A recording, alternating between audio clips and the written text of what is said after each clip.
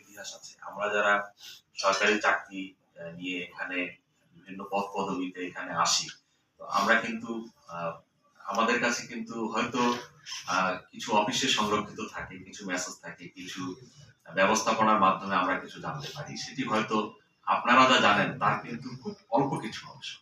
আপনারা যারা দীর্ঘদিন এই এলাকার মানুষ হিসেবে যারা বেড়ে উঠেছেন, গড়ে উঠেছেন এবং একটা পর্যায়ে আজকে সাংবাদিকতার জায়গায় কেউ প্রিন্ট মিডিয়া আছেন, কেউ ইলেকট্রনিক্স মিডিয়া আছেন, কেউ অনলাইনে আছেন। তো আপনারা কিন্তু এই সমাজের আসল ক্ষতের জায়গাগুলা কিন্তু জানেন এবং কে কোথায় কোন কাজগুলো করছে। আমি মনে করি কিছু, কিছু ক্ষেত্রে আমাদের থেকে আপনারা অনেক, অনেক বেশি ভালো জানেন। এইজন্য আপনাদের কিন্তু সকলের সহযোগিতা প্রয়োজন হবে এবং আমি মনে করি আপনাদের সকলের সহযোগিতা আমি পাবো ইনশাআল্লাহ। তো আমি আ আ আমার কিন্তু আ আ সাংবাদিকদের সাথে আমি যে সমস্ত জায়গায় চাকরি করেছি, প্রত্যেকের সাথেই আমার সাংবাদিক সমাজের ভাই বোনদের সাথে কিন্তু একটা বড় ভালো সম্পর্ক ছিল এবং আমি আমার ব্যক্তিগতভাবে অনেক অপারেশনস আমাদের ইনফর্মার হিসাবে আমি সাংবাদিক ভাইদের পেয়েছি। অনেক বড়, বড় চাঞ্চল্যকর আমি একটি কথা বলতেই পারি। চট্টগ্রামে জামাল উদ্দিন যে অপহরণ হত্যা মামলা ছিল, সেটি আমার এক সাংবাদিক খুব বাংলাদেশের একটি আলোচিত সাংবাদিকের ইনফরমেশনের মাধ্যমে আমি সেই হত্যা মামলার আসামিকে ধরতে সক্ষম হয়েছিলাম। এরকম অনেক ঘটনা আমি বলতে পারবো আমার ব্যক্তিগত এবং আমার যে প্রফেশনাল জীবনে। আমি কিন্তু আপনাদের ইনফরমেশন নিয়ে অনেক বড়, বড় অপারেশন করতে সক্ষম হয়েছি। সুতরাং আমি ব্যক্তিগতভাবে বিশ্বাস করি যে আপনারাও কিন্তু আমাদের পুলিশের একজন বড় ইনফর্মার হিসেবে দায়িত্ব পালন করতে পারেন।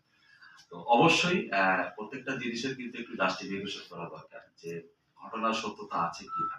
এখানে হয়রানির বিষয়গুলো উঠে এসেছে। হয়রানি আমরা করতে চাবো না। আমি অবশ্যই চাবো যে মানুষ যদি সত্যিই যদি সে দোষী হয়, তাহলে অবশ্যই তাকে আইনের আওতায় আসতে হবে। কোন নিরীহ মানুষ যাতে এই আইনি ব্যবস্থাপনায় যে তার যে জীবনটি যাতে ক্ষতিগ্রস্ত না হয় সে ব্যাপারে অবশ্যই আমরা সজাগ দৃষ্টি রাখবো এবং সেই বিষয়গুলো আমরা পুঙ্খানুপুঙ্খভাবে ভেরিফাই করে দেব। কারণ আমরা মনে করি বা আমি ব্যক্তিগতভাবে মনে করি প্রত্যেকটি জীবনই কিন্তু অত্যন্ত মূল্যবান।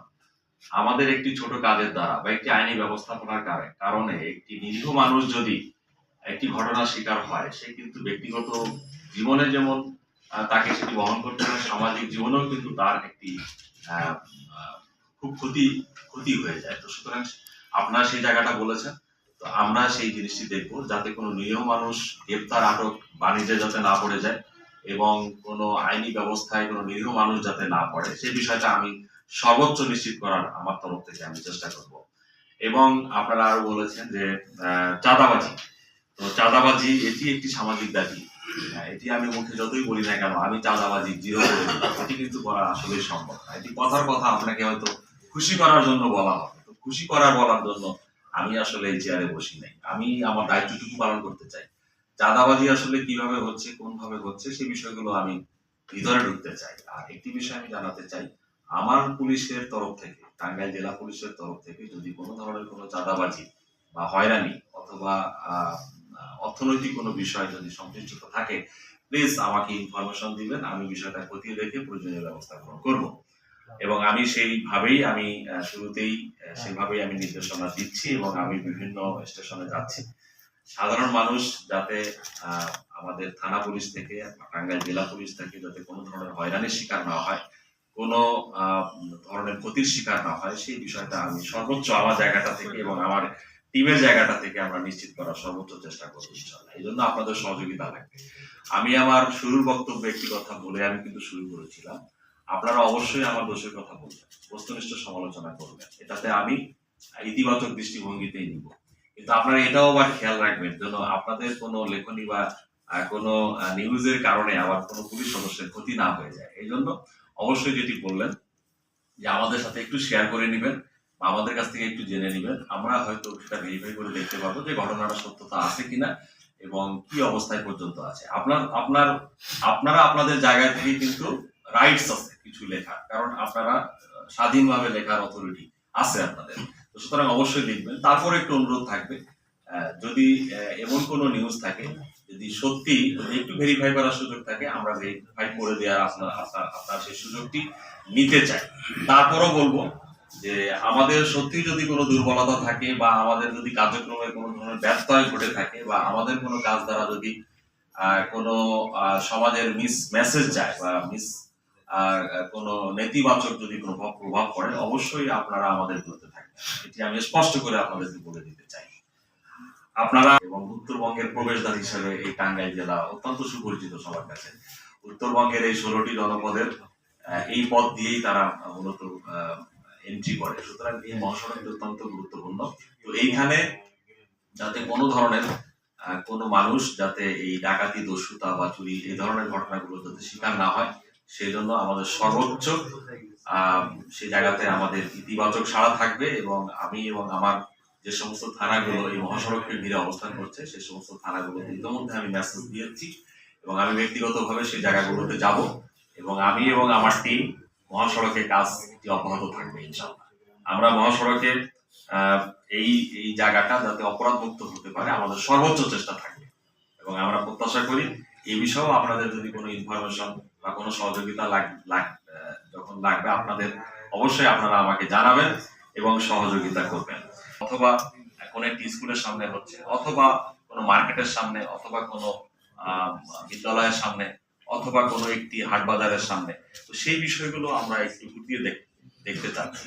তো আমি খুবই ইন্টারেস্ট এই বিষয়ে কাজ করা এবং আমি এবং আমার অফিসাররা যারা এই বিষয়ে দায়িত্বশীল পর্যায়ে আছেন এবং আমাদের জেলা প্রশাসন সহ অন্যান্য যারা এই বিষয়ে কাজ করবেন, আমি সকলের সাথে সমন্বয় করে আপনাদেরকে এটুকু কথা দিতে পারি, আমি যেটুকু যানজট শহরে আছে সেই বিষয়টুকু মাথায় নিয়ে আমরা আগামী দিনগুলোতে আরো একটু মানুষকে স্বাভাবিক চলাফেরায় যাতে নিয়ে আসা যায় সে লক্ষ্যে আমরা ইনশাল্লাহ কাজ করব। এটুকু আপনাদেরকে আজকের দিনে আমি বলতে পারলাম। এই বিষয়ে কিছু কার্যক্রম ইতিমধ্যে শুরু হয়েছে।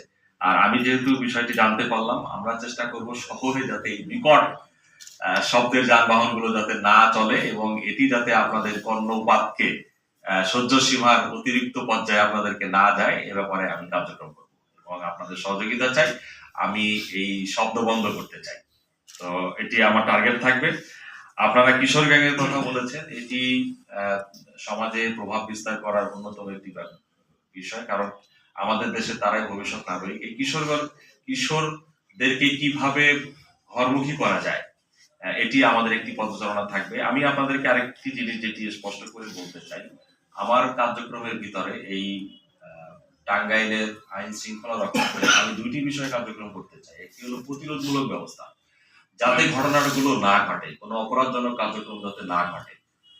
সেক্ষেত্রে আমাদের কাউন্সিলিং অথবা সকলের সাথে সম্পর্ক, সমাজের প্রত্যেক স্টেক হোল্ডারদের সাথে আমরা কথা বলবো এবং সুশীল সমাজ যারা আছেন, আপনারা সাংবাদিক সমাজ আছেন এবং বিভিন্ন হিন্দু, বৌদ্ধ, খ্রিস্টান বিভিন্ন যারা সম্প্রদায়ের লোকজন আছেন তাদের সাথে আমি খুব শীঘ্রই বসতে যাচ্ছি এবং এখানে সাম্প্রদায়িক সম্প্রীতির যে জায়গাগুলো আছে সেই জায়গাগুলো নিয়েও আমি কাজ করতে চাই, এলাকা ভিত্তিক কাজ করতে চাই এবং বিভিন্ন থানা, ওয়ার্ড এবং ইউনিয়ন পর্যায়ে আমাদের যে সমস্ত কাজ করার যে জায়গাগুলো আছে সেই জায়গাগুলোতে আমি কাজ করতে চাই। আমি আসলেই চাই যে সমাজ থেকে অপরাধগুলো যাতে কম ঘটে, এটি একটি প্রতিরোধমূলক ব্যবস্থা কিভাবে গড়ে তোলা যায় সেইভাবে আমি চেইন আকারে জালের মতো করে বিস্তার করে সেই জায়গাগুলোর ভিতরে ঢুকতে চাই। তো আসলে কোথায় কোথায় সেই সমস্যাগুলো লুকিয়ে আছে সেই বিষয়গুলো আপনারা যেমন আপনাদের এই সদর কেন্দ্রিক বা সামারি একটা দিলেন আমাকে, ঠিক একইভাবে আমি প্রত্যেকটি জনপদে ওই জায়গাগুলো থেকে প্রত্যেকটি এলাকার সমস্যাগুলোকে একেবারে খুব ভিতর থেকে চিহ্নিত করে প্রতিরোধমূলক ব্যবস্থাগুলো গড়ে তুলতে চাই। আরেকটি যেটি বেশি বিষয় যে অপরাধ এই সমাজে ঘটবে, এটি কালের প্রবহমান ধারা থেকে এটি ঘটতেই থাকবে। চুরি, ডাকাতি এগুলো এখন থেকে 50 বছর আগেও ঘটেছে, এখনো কিন্তু ঘটবে। এটি একেবারেই জিরো করা কোনো প্রকারই সম্ভব নয়, এটি কিন্তু সমাজে ঘটবে। তবে আমাদের এটা হলো আমি যেটি চাই ব্যক্তিগতভাবে বা সমষ্টিগতভাবে, এটিকে কিভাবে কমিয়ে আনা যায়। কারণ আমরা জানি যে এই সমাজের মানুষের মধ্যে কিন্তু বিভিন্ন লোকজন বাস করে। আপনি যদি ভাবেন যে আপনার পরিবারে হয়তো 5 জন 10 জন সদস্য আছেন, আপনি বাপ মা ভাই বোন বা আপনাদের অন্যান্য যে সমস্ত পরিবারের সদস্য নিয়ে ভাগ করেন, আপনি দেখবেন যে আপনার চারিপাশে যারা বসবাস করেন, একই সাথে খান, একই সাথে ঘুমান, একই সামাজিক বলয়ের মধ্যে যারা অবস্থান করেন, তাদের ভিতরেও দেখবেন যে সবাই কিন্তু একই মন মানসিকতার মানুষ। আমরা একই মায়ের পেটের 4টা সন্তান হলে কিন্তু দেখবেন যে সবাই একই রকম হয়, এরকম কিনা। সুতরাং অপরাধ একেবারে নির্মূল করা এটা কিন্তু একটি মনস্তাত্ত্বিক ব্যাপার, এটি একটি সাইকোলজিক্যাল ব্যাপার। অপরাধ এটি কিন্তু একটা মনস্তাত্ত্বিক এবং খুবই সাইকোলজি। আমরা যারা অপরাধ ক্রিমিনাল লজি নিয়ে যারা কাজ করি বা আপনারা যদি কেউ কাজ করে থাকেন তারা আপনারা বলবেন যে অপরাধ এটি একটি আপেক্ষিক ব্যাপার। আপনি একটি মানুষ এই সমাজে স্বাভাবিকভাবে চলাফেরা করছে, ওই সময়টা না আসা পর্যন্ত সে কিন্তু অপরাধটি করে না। অনেক সময় বিষয়গুলো বলেছেন।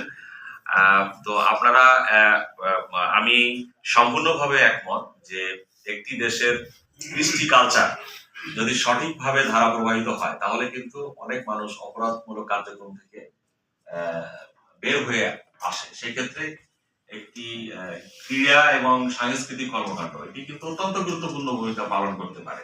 তো এখানে আমাদের একজন সিনিয়র সাংবাদিক ভাইয়ের মুখে সেই বিষয়টি উচ্চারিত হয়েছে, আমি তার